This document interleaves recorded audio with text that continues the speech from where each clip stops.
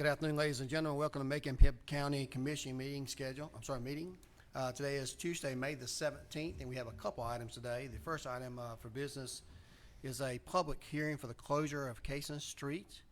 We have our attorney, Michael McNeil, here to do a brief presentation on that, and after that time, we may have some residents that would like to speak on that matter, and then we'll move on to the 2023 presentation of the 2023 budget.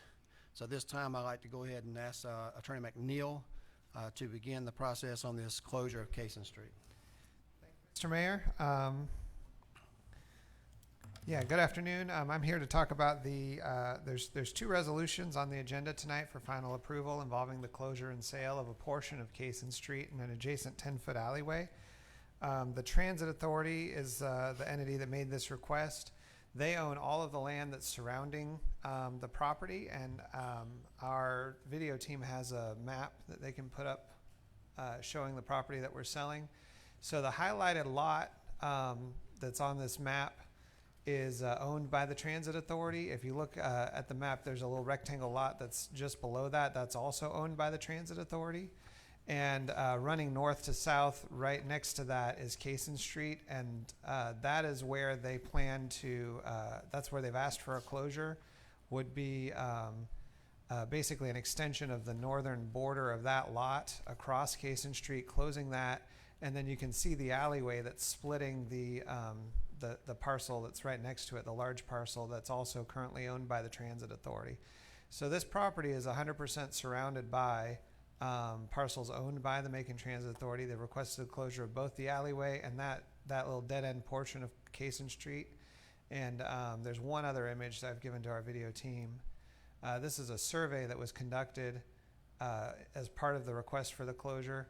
And so you can see the names of the parcel owners. You can see the two parcels, the two rectangle parcels owned by the Transit Authority, as well as the line going across Cason Street where they're requesting the closure. The total acreage of the closure is 1/1700ths of an acre, and the sale price for the purchase would be $22,053. And so those two items are on the agenda tonight. I understand that Mr. Kelvin Jones, who owns the next parcel to the north of the Transit Authority, is here, or someone is here to speak on his behalf. And so that's all that I have for the commission at this time, unless anyone has any questions for me, Mr. Mayor. Thank you, Attorney McNeil, for that explanation, and I know we have someone here that would like to address the commissioners at the appropriate time. But before we do that, do we have any commissioners that have any questions regarding this item? Commissioner Lucas? Yes, the only concern that I had and that I always have is that we not cut anybody off from their property. That if there have been people in that area who use the property for a way of getting through and not having a long distance to walk or whatever, I have a concern about cutting that off, but I've been assured that that's not the case. And since the Transit Authority owns the other properties there, then my concerns have been satisfied. Thank you, Commissioner Lucas, for bringing that point and making it important last week at our meeting to make sure we notify anyone that may want to speak today to do that, and we schedule this open to public hearing. So at this time, we'd ask for any members of the public that would like to come forward to speak and to address the commission in any way about any issue you have with this particular property. So now would be the appropriate time if you'd like to speak. If you don't mind, come up to the podium, just to identify yourself and who you are, and let us know anything you'd like to say about this particular property. All right, my name is Kelvin Jones. I own the property of 2723 Cason Street. When I received this letter, well, it's my mailing address, but I'm saying I just happened to look in the mailbox. It's two lots. There's another lot next to my lot, near the street. I've been trying to purchase that lot for ever since about 2007, 6, but we couldn't find the people, me and the planning zoning. So they said that when they find out who owned the property, they'll get in touch with me. They did get in touch with me when they found out somebody named Mr. Wilburn, he owned that first lot. So she said, until then, just keep it treated. I said, well, I would have to, because if I don't, then it's going to make my property look bad, because it's sitting on the end by the street. So I had been caring for that property. So a few months ago, I went to my property, and they had the signs up. So I have a lot of family members, and that's where we have our family parties and our anniversaries and stuff like this at. So that was just cut out anyway. It ain't like I be there all the time, but occasionally this is what I do. So when I got this letter, I was wondering, was it my place that was in jeopardy? Knowing nothing about this, I know they had tore all the other houses down around it, but I figured, maybe they just gonna go on and do what they had to do, because ain't nobody talked to me about nothing. So I just came out here and speak for my behalf of my building and that little lot next to me. About the time that I had cared for this lot, and all of a sudden it just done been took from me. So I got little nieces and nephews. I let them play it on that lot. Yes, sir. Well, I appreciate you being here today, and my understanding from you is that this particular property that we're talking about today is not your property, and you don't have any claim to it. And Right. You're not here to speak in opposition to us Right. doing this with the Transit Authority. I ain't to speak against none of that. Okay. Thank you very much for being here today, and thank you for your explanation of what's going on. We appreciate it. Okay. We have anyone else from the community that would like to speak on this particular issue? Any other commissioners with any questions for our council? Okay. This time, I think we met all the statutory requirements for this hearing today, and these items are on the agenda tonight, on the consent agenda, to be voted on for this closure, as well as for the purchase from the Transit Authority, or for the Transit Authority. Okay? At this time, we'll go ahead and adjourn this particular hearing, and we'll begin our other process that we have tonight. Tonight, we have the call meeting regarding the presentation of the 2023 budget. We're going to present that to you tonight. First of all, I just want to let you know that we have met with several commissioners by telephone or in person, and we still have ample opportunity to meet to discuss further. You'll receive your books tonight, your complete packets of all the information like we always do. We've been through this process together last year. I'd like to commend everyone for all the effort they put in last year to make sure that we live within our means, and we produced a budget that we thought met the needs of the community without any tax increases. We expect this year not to have any tax increase and perhaps have a millage rate decrease. We want to begin tonight with some information you've seen before, but we want to remind folks that what we did this last year, and instead of having me talk in the very beginning and read a bunch of information, we're going to just play the video that we played before during the State of the Community to kind of give you some information on what we did and the initiatives we had over the last year. That's going to be our look back. Then I'll go to the podium to do a brief presentation on some items that we're focusing on this year and including the total amount of the budget that we have. And then we'll lay out a timeline at the completion of that on the steps that we'll take next. So this time I'll ask our communications team if they would to go ahead and play that video if they're able to.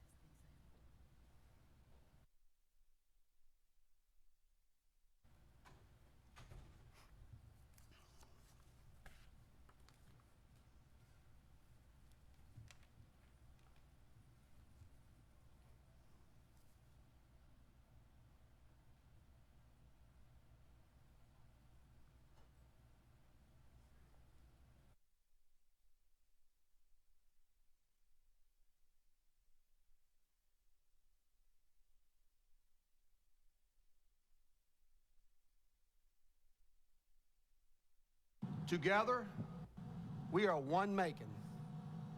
We are strong. We are nimble. We are smart, and we are ready to work together, a team for success for our whole community.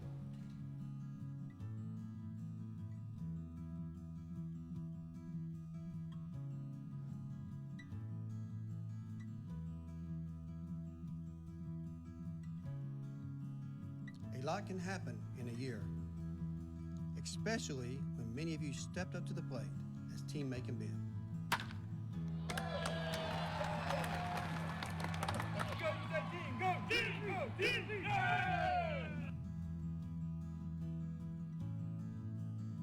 We opened a safe and warm space for anyone in our community to stay, get the help they needed to get back on their feet, to move forward. In 2021, more than 1,000 people came through the Brookdale Resource Center.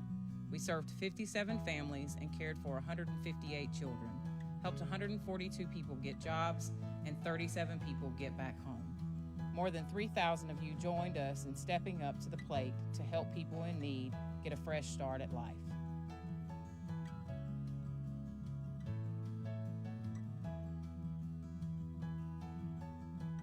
We made it easier to get mental health support. In a year, we brought free services into our neighborhoods, helping more than 400 people and their families. We provided more than 1,400 hours of counseling, and more than 300 people attended our events, which included canning, knitting, and outdoor pop-up gyms.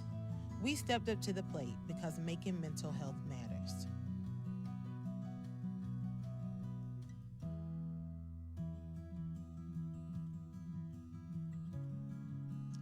$40 million has been allocated to help retain the people who protect our safety, to keep their experience and leadership in our community.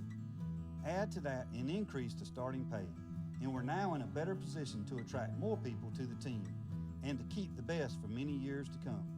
We're also getting a new state-of-the-art training facility to better prepare our firefighters, and we spent millions on new equipment and technology for the Sheriff's Office. We're teaming up to make our community safer.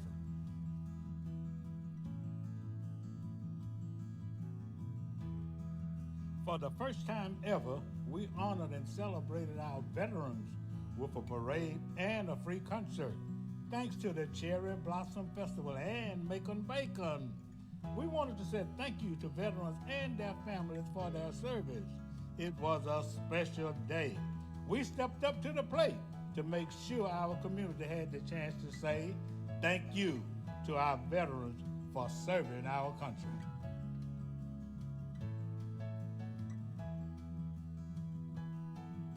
Tourism continues to become a larger and stronger industry in our community. With the expansion of Okmulgee Mounds National Historical Park, strong support for restaurants and stores, new and old, and so many festivals and events, it's easy to see why we were able to celebrate the opening of Hotel 45 in the heart of downtown. We stepped up to the plate to make sure we have a place people want to visit, and the hotels are stepping up to give them an amazing place to stay.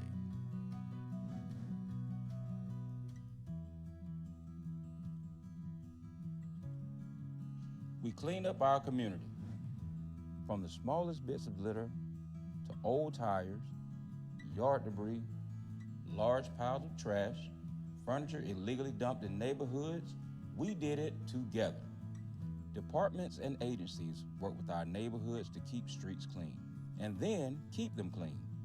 Hundreds of illegal dump sites cleared up, hundreds of neighborhood-led cleanups, millions of pounds of debris. We all stepped up to the plate week in and week out to show our friends and family that clean streets matter in Macon-Bibb.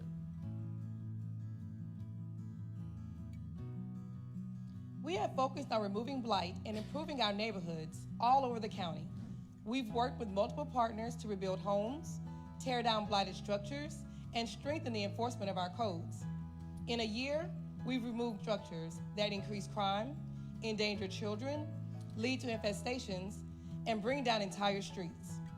Blight spreads when left unchecked, and we all stepped up to the plate to put a stop to it.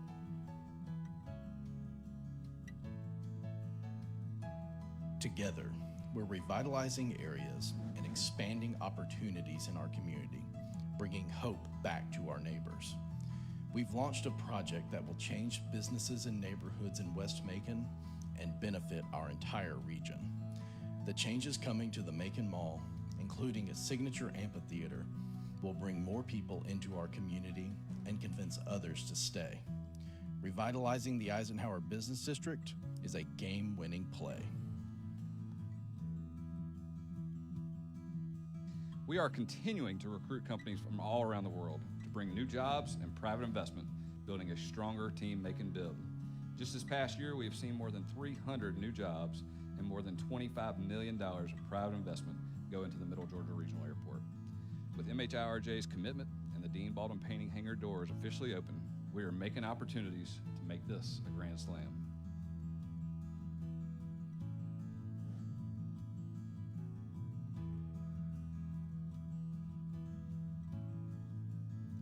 Our community is a hub of activity, with people coming here every day for work, shopping, eating, and entertainment.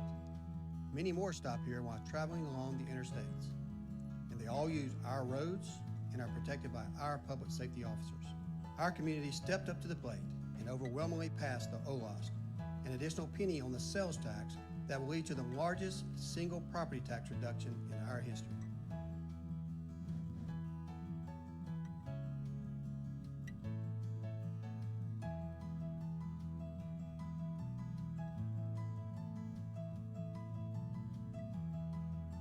Public safety is the #1 issue for people in our community.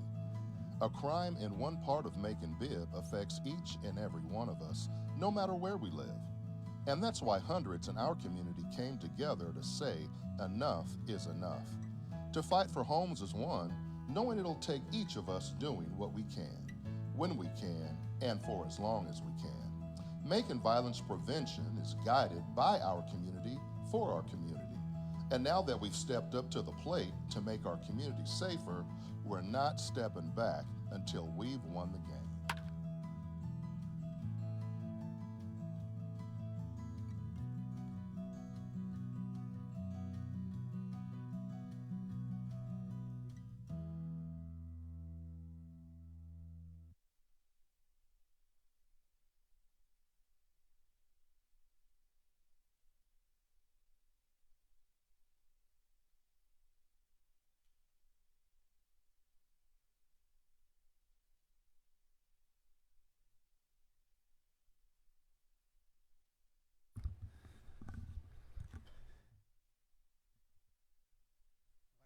Thank our communications team for that excellent video, and I hope that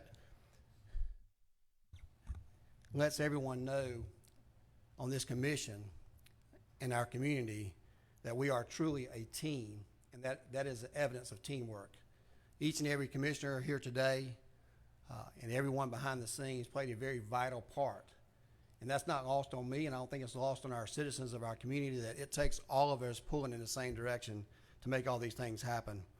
As I look at that video, I think about all the times that we had together as a group, but how we engaged the community and how we were able to work together to do all those things. A lot of people don't realize that we did a lot in just 1 year. And really the first couple months of last year, we were getting to know each other, and we were getting to get our feet wet with some new commissioners on there and a new mayor on there. But I think that's evidence that we've worked together and we've tried to do what's best for all of our community. So I just want to let you know how much I appreciate each and every one of you. This is just the mayor's recommended budget. We've had conversations and we'll continue to have conversations to make sure that we try to meet the needs of all of our citizens together.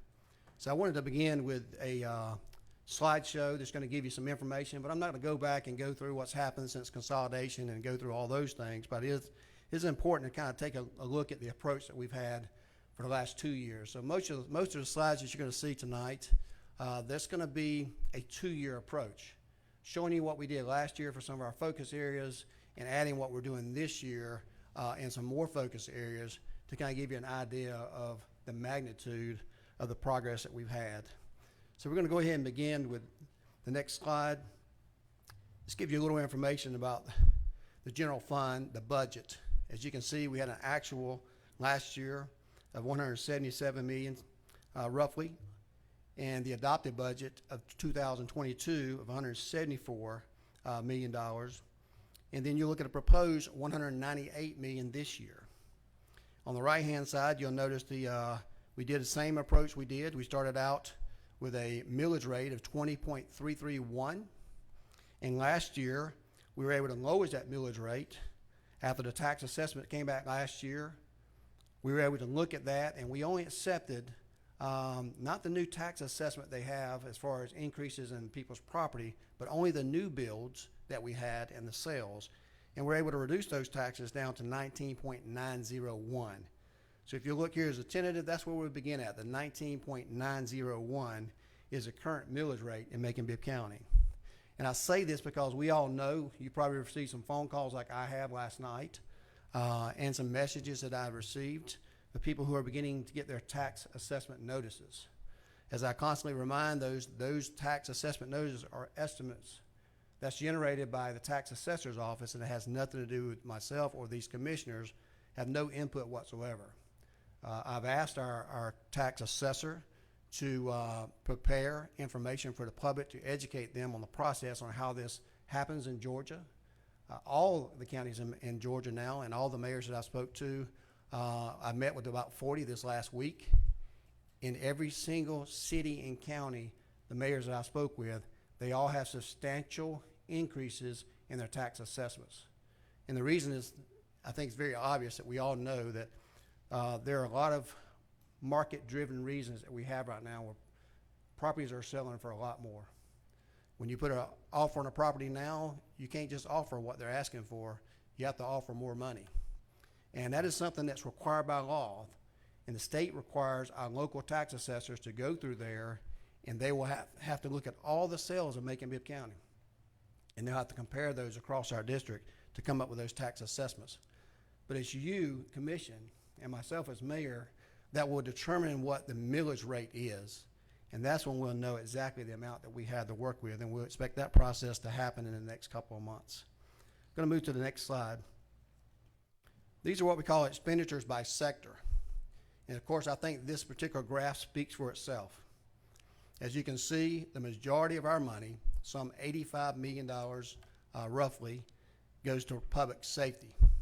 And you'll see all the other things that we have there, but that graph kind of tells you where we put our money at and where our priorities generally are and how much money we have to spend. Regarding public safety, on the next slide, you'll see we've been able to continue annual pay to increase that as well as incentive pay. We mentioned just a moment ago about the $40 million incentive pay. That's something that we promised our community, our public safety officers over the next 10 years. And one of the reasons that you see that jump in the revenue from one year to the next is because we were able to pass the OLAS, which is going to be used to reduce taxes next year 35 to 40%, as well as to fund the public safety. We also were able to divide our fire department into 3 shifts, and we're able to promote within some 30-something lieutenants and some new fire chiefs that we have there. As many of you went last week, and we had the groundbreaking this week on the new fire training center. We've set aside money for that. And we've also had extensive jail improvements that we've had over the last year, and that we anticipate doing this next year. So public safety is still number one. It's still one of our top priorities, and we're continuing to work on that each and every day to make sure that our men and women get good quality pay and that we're able to attract and retain the very best officers. Next slide. So as we take a deeper look at public safety, this is what I was telling you earlier. You can't just look at a 1-year approach. We're looking at a 2-year approach because this is where we begin together as a nucleus for this particular group. We had a 1-year increase, this year's proposed budget, of almost $4 million. This means we're doing $4 million more for public safety this year than we did last year. What I want you to look at, though, is the 2-year increase. Just last year's budget and this year's budget, we've increased public safety over $10 million. There's the numbers right there for you. We're going to release that information for everyone to see, but over $10 million with this proposed budget in the last 2 years that we've done for public safety. This is on top of the $40 million incentive pay that we're calculating out for the next several years for incentive pay for our public safety. I think that's important to note, particularly when we talk about crime. A lot of people say we need more money in public safety. The best part about this is we've been able to do this $10 million over the last 2 years, and yet the millage rate has decreased. Our next item is something we talked about last year, and I know many of you this year always have questions about what are we doing for beautification, because you hear it from your own residents. This involves improving interstate interchanges, community gateways, also supporting neighborhood cleanups. This particular picture that you see there is already improvements that we're making. That particular location is at Bass Road. And we've got Eisenhower and Rocky Creek right behind that. And you'll see how much better that looks right now, and they're just started the process. But what's more important is we're looking at a 1-year increase of about $165,000, but over the last 2 years, we're designating $1.5 million in beautification. This money is directly to beautify our community, to make it more attractive to visitors that want to come here for tourism, but also for economic development. That is something that we place as a priority in our community, and that is something that we're going to be consistent about in our budget, and we're asking you to support that. The next item that we talked about here recently in the last few weeks, is about code enforcement. Many of you noticed that we have been working to increase the code enforcement in the last year. There are several reasons for this need. Number one, the blight structures that we demolished is 171, and we already have 511 more that's in the pipeline to be demolished right now. We're going to focus on centers of crime. As many of the media knows, because they reported on it in the last couple of weeks, we had the Magnolia Court, which has been an action instituted on that. Someone was taken into custody there. There has been fines there, and I believe that both of those structures are set to be demolished soon. We've had a suit filed over on 475 for, I think, Bridgeway Hotel that was filed suit in Superior Court because we've had over 600 calls for 911, many overdoses, many evidences of drug prosecution and other crimes. Just this week alone, we filed another suit against the Red Carpet Inn, which is formerly Palm Tree, located on Riverside Drive. The same thing, some 800 calls that we have from those locations. Those 3 locations and the 4 more that we know that will happen in the very near future, perhaps this month or as early as June, are responsible for over 3,000 911 calls that take our men and women away from working those calls that we constantly hear about on response times and having to go to these locations. We want to be more targeted and more focused. We know we have challenges like every other community does in the United States of attracting officers. One way we can help with that is some of the things that you've been doing as a commission, and I appreciate that. And that's by passing policy that deals with nuisance, policy that helps with blight, policy that helps with getting parked cars in junkyards.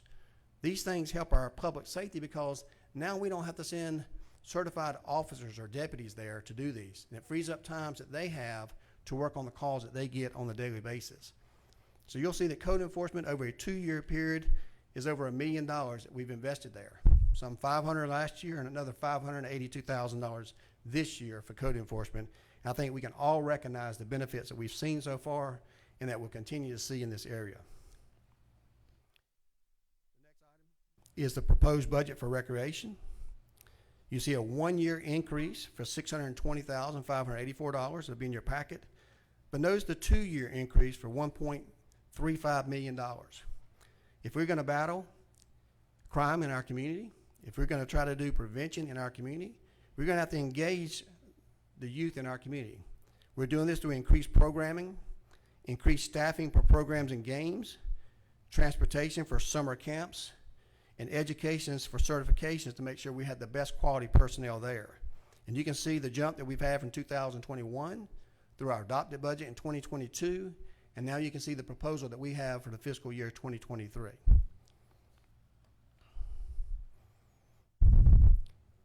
Our next item to consider is pedestrian safety.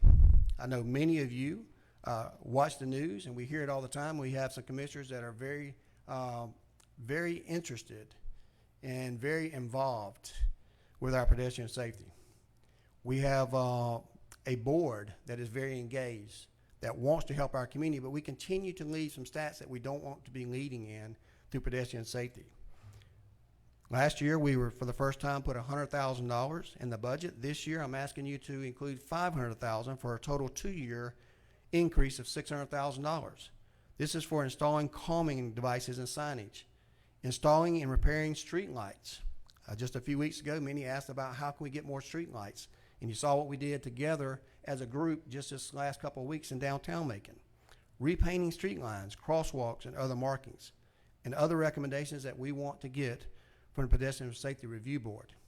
We're placing this in two different pockets within our budget. One that was going to be facilities, and the other will go through our traffic engineers to make sure that we set aside that money to do what's best. We look forward to increasing the lighting that we have in Macon-Bibb County with the agreement with our constituents and going through that process. And if we need to change that process, that's something that we're certainly willing to do. But I think we owe it to our citizens of Macon-Bibb County, both those that walk, ride bicycles, and also that drive vehicles, that we provide a safe environment for them to do so. So our proposal is to add another $500,000 in that for this year. The next item that we want to discuss is the economic development. And I noticed just a moment ago that two of our lead economic development partners were in the room. I saw Mr. Stephen Adams from the Industrial Authority. I saw Mr. Alex Morrison from the Urban Development Authority. We have many other partners, but these are two of our larger ones. It's very important that we attract, retain industries and businesses in Macon-Bibb County. We have to create centers for activities for local small businesses to open. We have to redevelop areas through targeted incentive and revitalization efforts and create opportunities for new well-paying jobs. To do this, we can't continue to only fund these departments with minimal amounts of money. $200,000 and $300,000 will not cut it, especially when we have a depleted amount of land in Macon-Bibb County. We have to reimagine what we're going to do. We have to create cooperation with our school system and existing industries. We have to think outside the box. We have to do some things that we haven't done in the past. We have to look at some of these blighted structures that we have that are all across our community that used to be retail establishments, like the mall, like the Target, like the Piggly Wigglies, like these places here, and we have to allow our economic folks to have the financial resources available to them to make sure that these are more vibrant and we get those back on the tax rolls and help us to our job creation. So this year you'll notice that we have a 1-year increase of almost $3 million, a 2-year increase of almost $4 million. If you look at that, you'll see in 2021 we had an actual of $2.2 million. Fiscal year 22 adopted $3.2 million. In fiscal year 2023, which is this year, proposed $6.187 million. We believe it's important if we're going to be competitive, if we're going to offer those good quality jobs to our community, that we must invest into economic development. And finally, I want to move on to the health and community service that I know that's important to all of us. You're going to see a 1-year increase of $1.1 million. This will fully compensate and take care of our transit authority to make sure we get them to all areas of our community on a timely schedule and to be able to expand those areas of operation, but also to make sure that we fully fund our libraries. We want to make sure that our libraries are something that our children can go to, that we get back to the literacy and get back to the education and work together with our partners. I know we've got something going on in East Macon with Sherwinton. We're looking at possibilities. We certainly have one at the mall. And one of our commissioners wants to look at possibilities over on Houston Avenue. So these are things we have to do if we're going to encourage education and literacy. I am calling upon our new superintendent and our Board of Education to work together in a collaborative effort with us to make sure that we get behind the Mayor's Literacy Council that you agreed to fund this last year, and they agreed to fund with us to make sure that we get back to teaching children how to read, write, and also teach them financial literacy. These are goals that I think we all should have as a community, but I want to let you know, we value this, we put our money for this, and this budget calls for that. We went from $6.9 million in 2021 to $7.2 in 2022, and I'm asking you to consider an overall budget of $8.33 in the fiscal year 2023. These are the highlights of our budgets. Your packet will be delivered to you momentarily before our meeting tonight, and I want you to have an opportunity to go through those and ask any questions that you have to us by email, but also the door is always open to talk about those things together in my office and a group of a couple of people if you feel it necessary. Where do we go from here? In front of you, you'll see the proposed budget timeline. We've been meeting with various departments. Ms. Julie Moore has been spending hour after hour after hour meeting with our departments as well as outside agencies. We've made sure that we've listened on multiple occasions, that we work with each of those groups to get them the quality staff and the pay and the items they need. We will come back with you at a later time for those capital improvement items that we'll bring forth to actually purchase as far as physical items. You'll get a complete information on all that in your budget. On May the 18th, which is tomorrow, we'll publish this in the Macon Telegraph. On June the 7th at 5 o'clock, we'll have a public hearing, and this will be published for everyone to see. They can ask any questions or participate in any manner they would like to. And then we expect for a final vote to happen on June the 21st at the commission vote on the 2023 budget. Those are the timelines that we have for this particular budget. I look forward to working with everyone. I do want you to keep in mind that we are putting forth the best budget that we believe we can. We are willing to work with the commission to make sure it meets all the needs for all of our districts. Each of you are individually representing a particular district, but we've said it time and time again, we work for the entire community of Macon-Bibb County. So thank you for allowing me to take a few moments with you to present this proposed budget for 2023. I'm looking forward to answering your questions over the next couple of weeks, and looking forward for having a vote for this in June the 21st. Thank you very much.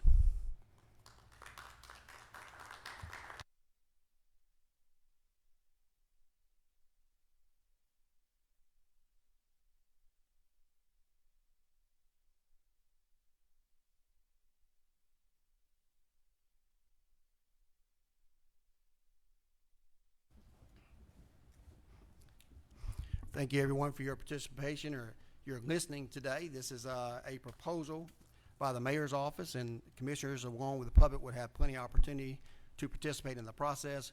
We do want to make sure that everyone at home knows that this will be an open process. We'll prepare copies of all the documents, and we'll post those both online tonight, as well as a copy of the complete budget, and they'll be notified in the Telegraph as well. So you'll have all access to all that information. I think they're posting that as soon as we get through right now.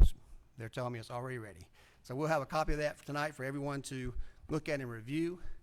This will conclude our budget proposal for 2023 for tonight, and we're going to stand adjourned until our meeting begins tonight at 6 o'clock. Thank you very much.